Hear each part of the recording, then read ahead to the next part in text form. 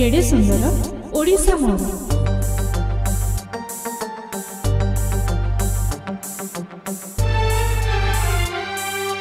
आकाश कहे मोड़िशा सागर कहे मोड़िशा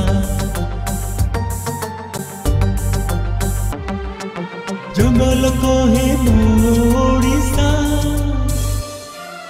मोड़िशा मोड़िशा मोड़िशा मोड़िशा।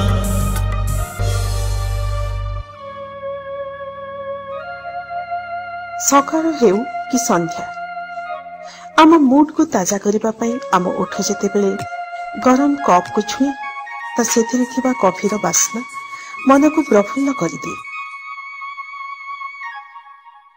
तापरे जे कोनोसी काम करिबा पई आमको शक्ति मिल जाए। आउ भाबंतु तो जदि एमिति कॉफी और कॉफी बगीचा आम पाखरे थिबो ताहेले केते सुंदर लागिबो। कोरापुटर नैसर्गिक परिवेश और ठंडा जलवायु पर्यटकों को आकर्षित करिଥାଏ। पर्यटकों पई एठाकार कॉफी बगीचा एक दर्शनीय स्थान पलटिछि।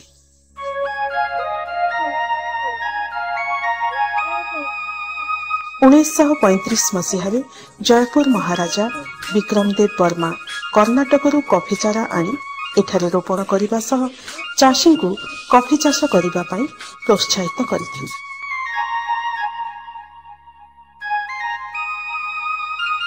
चालीस वर्ष है जिले में कॉफी चाष पुणी थरे आरंभ हो देश विदेश में ना करिछि। आसंतु जानिबा कॉफी हुए किपरि। कॉफी गछरु संग्रह होइथिबा मंजी को भजा जाई प्रक्रियाकरण माध्यम रे प्रस्तुत पानीय हेउछि कॉफी।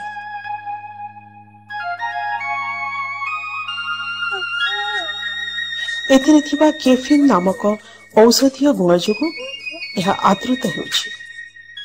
कोरापुट कॉफीर विशेषत्व हेउछि यह चाष करा जाय जैविक पद्धति।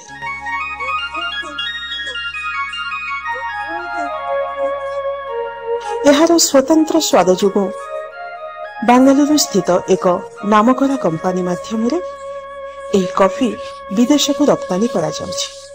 एहार गुणवत्ता वृद्धि करबा निमंते सहयोग करबा को टाटा कंपनी आगे आसीछि।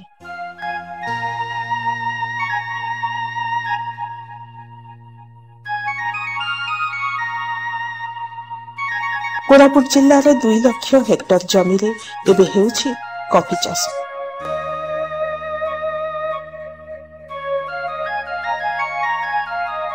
नबे भाग आरबिका और अवशिष्ट 10 भाग रोबुस्टा कॉफी चाष करा जाउछि।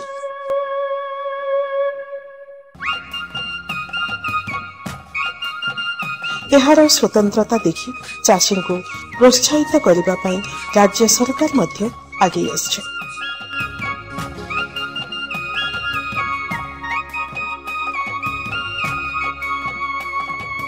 सहयोग मिलिले पार्वत्य अंचल में कॉफी चाष करुथिबा लोकंक जीविकार उन्नति परिलक्षित हेबा आशा करा जाउछि। कॉफी चाषी त्रिलोचन शतपथी कॉफी बगीचा एबे पर्यटकों को आनी देउछि नुआ अनुभूति। कॉफी सह गोलमरीचरे भरी उठिछि सुंदर बगीचा।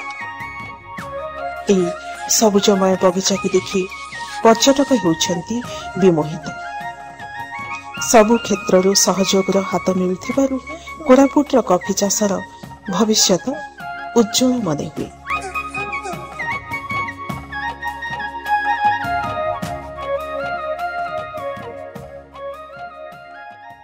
केड़े सुंदर ओडिशा मोर।